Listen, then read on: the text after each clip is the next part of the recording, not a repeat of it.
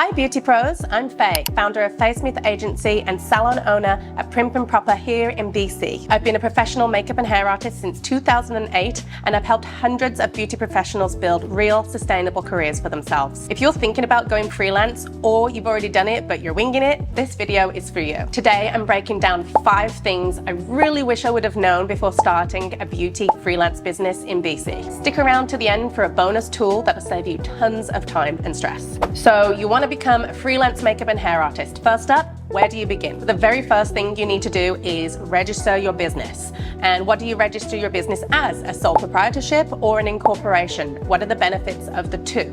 Well, when you're first starting out and things are small, you don't know how much money you're going to be making and it's just you, I highly recommend registering your business as a sole proprietorship. It's simple and easy to register. You can register in whatever business name that you like, and the accounting is fairly simple and easy. It's as simple as going online to BC Registry Services and registering online. And of course, you have to pay money. Everything about running a business costs money. But if you're earning more, building a team, or you want legal separation with your business, then an incorporation is definitely the way forward. It's definitely more complicated and costly to run an incorporation, but it comes with lots of tax benefits. If you're going to go this route, I do highly recommend working with an accountant who knows what they're doing. So when should you incorporate? If you're currently a sole proprietorship and you're earning $60,000 to $80,000 or more in a year, you should definitely incorporate. It will save you so much money in taxes. So if you're looking to grow your business and start hiring employees, definitely the incorporation route is for you. I also highly recommend it if you want to make the most out of government grants. A lot of the government grants require that you are an incorporated business. So when you own an incorporation, the liability goes to the company and not to you personally. So let's hope this never happens, but let's say you were sued for some reason, someone had a terrible reaction to a makeup product that you or someone on your team has applied and your client is coming to sue you. They're going to come after the company and they can't come after your personal belongings such as your house or your car or the money in your bank. So that liability there and that separation between you and your business is definitely beneficial, especially when you're growing a business and you have contractors and employees who are working under your name. Okay, let's talk about GST, which is actually an amazing thing for you to have as a business owner. So you don't have to be incorporated, you can be a sole proprietorship. As soon as you hit that $30,000 income mark in 1 year, you actually legally need to register for a GST number. And that's not a bad thing. All you do is register for the GST number. As soon as you hit that $30,000 earning mark, you charge 5% GST on top of all the services that you're providing to your client. And at the end of the year, any GST that you paid on expenses, you get credited back. So overall, it's a win-win for you as a business owner because you get that tax credit and it's your client that's paying the GST, not you. I think a lot of the time people get a little bit, confused or concerned about charging your customer 5% more, but honestly, customers expect to pay taxes. They expect to pay GST and PST. So don't worry about it. Just get that GST number as soon as you hit that $30,000 mark. So a few examples of some of the expenses that you pay GST on throughout the course of the year are all of the makeup, the cosmetics, the hair tools, your makeup kit, whenever you're traveling, your gas, ferry costs, internet, everything has GST added to it. So you're paying 5% on top of all of these expenses with a GST number, and charging 5% GST to your client means that you will get all the 5% GST that you've paid on all your expenses back. Okay, so next up, let's talk about contracts. They're actually really important. Having a contract to present to your clients only makes you seem like the professional that you are. I was really young when I started my business. I started my business at 18 and honestly I didn't know any of these steps, which is why I'm making this video for you today. You can skip ahead and get to running your business properly. So the reason why I made my first contract was because a bridal client, through the whole booking negotiating process, said to me, "So will you provide me with a contract?" And I was like, "Contract?" Come again. So my client wanted a contract. She expected to see one. She expected to see an agreement between me, the service provider, and her, the client, that we would sign, agreeing on what the expectation is on both ends of things, when she was going to pay me, how she was going to pay me, what services I would provide, what happens if I get sick, So having a contract is so important. If this is an overwhelming thing and you have no idea what to include in your contract, I do have a contract template that you can purchase, download, and it's editable. So you can edit the business name to make it yours. You can edit the customer's name. You can edit the deposit amounts and little pieces of information. It's completely legal. It's been refined for 16 years. So it has absolutely everything in there that really protects you and also your client as well. So on both ends, you're going to feel comfortable. If you would like to download my editable wedding hair and makeup contract, head to faysmithbeauty.com/shop and you can enter code GREATSTART to get 50% off. Trust me, when you have someone who cancels last minute or tries to dispute your payment, you're going to be so thankful that you had them sign a contract. I know taxes are not fun, but it's just the reality of running a business. And being self-employed, you get to write off everything.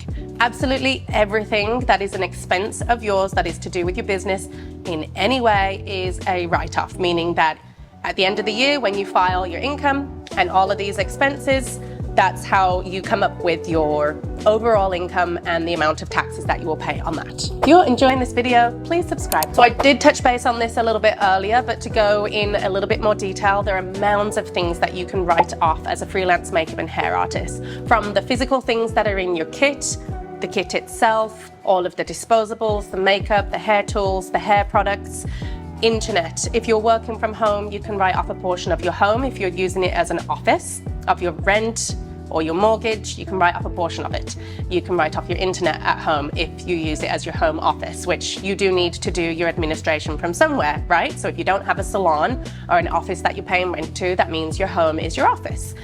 You can write off the insurance, your liability insurance that you'll want to get, any of your travel costs. So that would include transit, cabs, Uber, Evo, ferries, flights if you're taking one.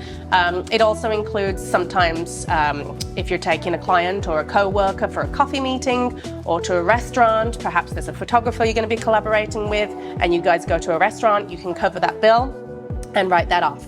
There are so many things that you can write off, so really kind of think about it. Accounting costs are a write-off too. So if you're like me and you absolutely hate numbers and tax season is like something you dread every year, the cost of an accountant is a write-off as well. There's also marketing, so paid ads or Canva subscription, anything that you're paying for that has anything to do with your business, it all counts. So what do you need to do? You need to keep every single receipt, invoice, anything you ever pay, you need the proof of the payment.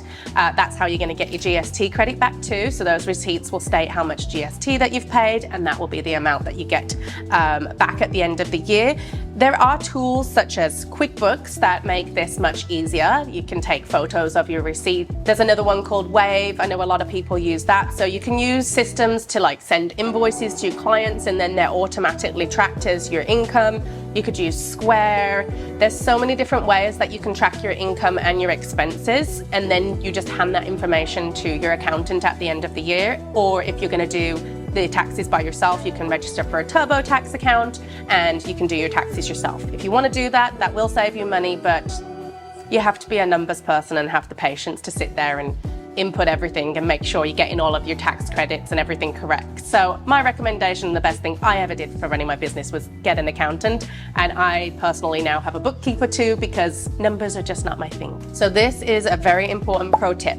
As a freelancer, self-employed, you do not pay taxes on a month-to-month basis like when you're employed through a company as an employee. So at the end of the year when you file your taxes, you will get a bill, and it may be big if you've done well that year. So in order to avoid surprises where you may have not realized that the amount you're going to need to pay, I recommend that every month you take 25 to 30% of your income and you could put it into a savings account like a GIC, a short-term GIC or something, where it can actually build some interest. And then at the end of the year, you've got that money to pay the taxes stress-free. This is a huge tip, and I highly recommend that you do that. So my last, I wish I would have known this when I started my freelance makeup and hair business, is insurance. And I mean, I admit I haven't had to use my insurance yet, but it is really important to have it. So I have a salon. What happens if someone breaks in or the building burns down? Or what happens if I am a fool and leave my professional makeup and hair kit in my car and and the car gets broken into and someone steals my kit. What happens if you don't have insurance? That's all thousands and thousands. I'm talking of tens of thousands of dollars worth of stuff that I would need to try and figure out how to replace. For those emergency situations, you need to have liability insurance. It could be a water leak in the salon. It could be, honestly, anything. It could be if you broke your wrist and couldn't work for a while. We do a job where we're using our hands. We need our hands. So for things like that, for disastrous things that could happen, you need to have insurance. I highly recommend it. I have actually known multiple makeup artists that have had their makeup and hair kit stolen. And as you know, in today's world, a single foundation costs like $80. Like, a professional makeup and hair kit is probably $10,000 to $20,000, honestly. I've had people have their car broken into and got it stolen. I also had someone who was at a photo shoot and they left for a bit and their kit got stolen. So insurance, insurance, insurance. I highly recommend it. Another little paperwork thing, business licenses are often required by the city. So by city to city, you'll know whether or not business licenses are required. And if you're doing something like, let's say you're doing a face painting booth at an event, temporary permits may be required for that too. So if you want to do things completely legally, these are some things that you might want to think about. So insurance will also cover you in the case that someone wants to sue you, which might happen. Maybe a client has an allergic reaction to a beauty treatment or to a product, or you accidentally burn them with a hot tool.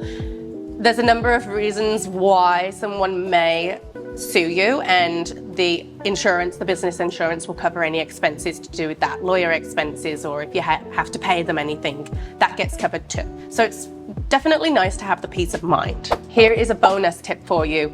Refine your systems and have systems. I use systems like 17 Hats and Acuity that help streamline our booking process so that everything is tracked and ordered and everything runs smoothly from the client inquiring to the day that they pay their final invoice and their service is done and we say goodbye.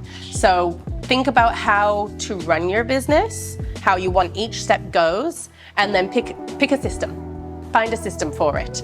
If you want to know more about how I run an agency of 250 artists, drop me comments down here and I'll take a deep dive into it with you. If you're serious about starting your beauty business the right way, book a consultation with me. I offer one-on-one business coaching. If you would like to meet on Zoom, have a phone call, or if you're in Vancouver, I'd be happy to meet you at a coffee shop. I'm here to help you, mentor you, and to get you from A to B much faster than I did. Like I said in the beginning of this video, I was 18 years old when I started my freelance beauty business. I had no idea what I was doing. I didn't do anything in the correct order of things. Now I know how to get started with my freelance beauty business the right way, and I'm happy to share it with you. If you are already a freelance makeup and hair artist working in the wedding world and you want to refine your wedding contract, remember that you can head to fayesmithbeauty.com/shop and download my editable contract, which is available 50% off if you use code GREATSTART. I hope this video was helpful for you, whether you're in the beauty industry or another industry. The information I've provided for you in this video can really be applied to anyone who is wanting to start a business. If you'd like me to elaborate on any of the points shared in this video, leave me a comment down below and I'm happy to chat with you. If you found this video useful, please support my channel by subscribing. See you next time.